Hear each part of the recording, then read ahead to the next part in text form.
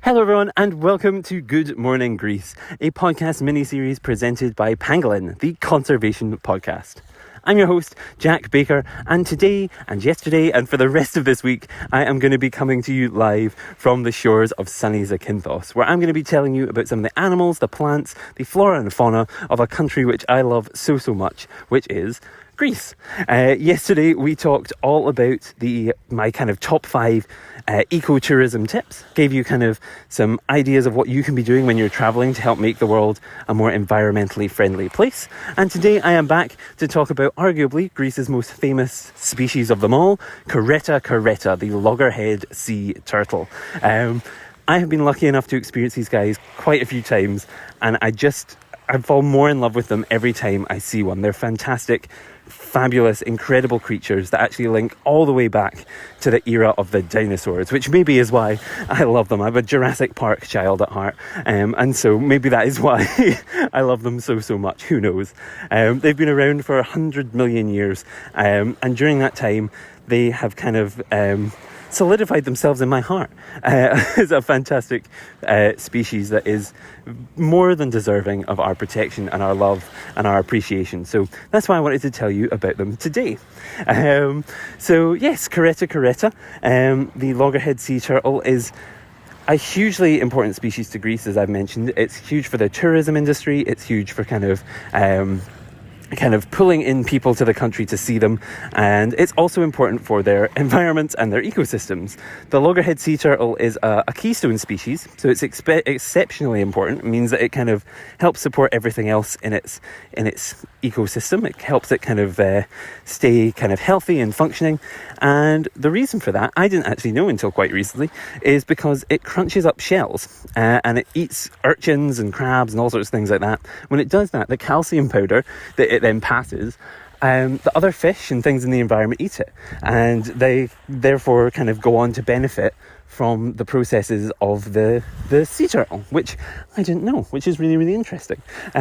These guys, they are not just important, as important as it is to highlight their importance, they're also cool. And that's because they are the largest species of hard-shelled turtle in the world. So the leatherback turtle is technically bigger, but it has a softer shell, whereas Caretta caretta, the loggerhead, has a much harder carapace. It's kind of more solid, and so it earns the title of the largest, kind of by a fluke, but we'll give it to it. It also is powerful. It has these incredibly kind of powerful jaws, which actually give it its name, the loggerhead, because they are, as I've said, used to crunch up things like urchins and crabs and shells and stuff. So they have to have this really strong bite, and so yeah, it's really important to kind of have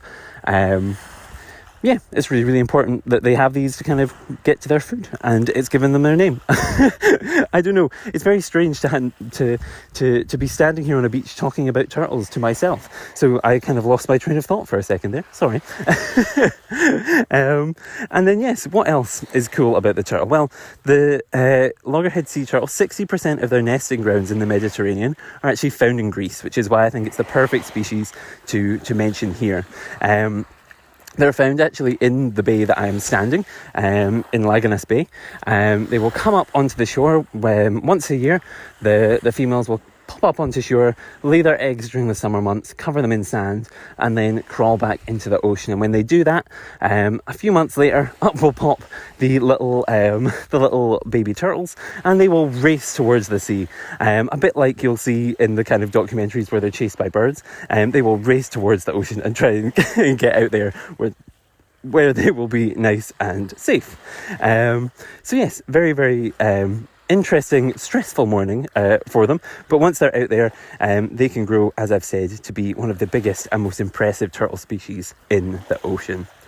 Now, I love turtles, and I wanted to tell you a little bit about one of the experiences with them that kind of relates to the youth and the birth process, and that is that the last time I was here, I was actually lucky enough. It was slightly later in the year than I am here now. I'm recording this in May, but the last time I was here, it was later in the year, in August time, I believe, and that's when the baby turtles were kind of being born.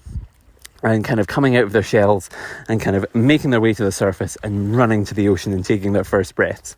And I was lucky enough, I like to go for a morning walk, as you can probably tell with these podcasts, and I was lucky enough to experience on a couple of occasions these baby turtles making their way to the ocean. And it's just the most breathtaking thing you've ever seen in your life. These animals that you see on TV all the time, you see in books, you see all wherever, and they just, seeing this moment in real life was so special and so magical. They're so driven to get there. They're so like they're just, it's like they've been enthused by something and they're just kind of, let's go, let's just have this thirst for life just to get to the ocean and get going. And it's just fantastic and beautiful to see. And something really, like, I went in one day and saw them, and the next day I was like, listen, family, you have to come with me, because if you don't come and see this one morning, you're gonna regret it. It's just the most fantastic thing. And so I thought it was quite funny, because I'm saying how beautiful it is. I think the real testament to how beautiful it was when my mum came down. She came down at 7 a.m. In the morning to see these turtles wearing sunglasses, and I was kind of like, oh, that's unusual. And it was to mask her tears of just how beautiful it was, because it's just such an incredible moment. Now, it wouldn't be a conservation podcast, though, without mentioning a couple of the conservation issues that these guys face. Around the world, there are big issues with fisheries, kind of catching the turtles as bycatch.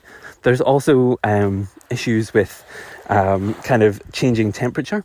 So when the sand changes temperature, because of climate change, if those places get hotter, or if they kind of don't get as hot, I suppose, could also be an issue. But more the heat causes an issue where the gender of the eggs is actually determined by the heat. So if it gets too hot, there will be the kind of male-female ratio will be kind of unbalanced. And so that can have serious impacts on the population, which is kind of a thing that affects a lot of reptiles, actually. So kind of an interesting, very concerning one there, but there's one of them. And then a third threat would be kind of tourism and the expansion of tourist activities onto the beaches where these guys lay their eggs.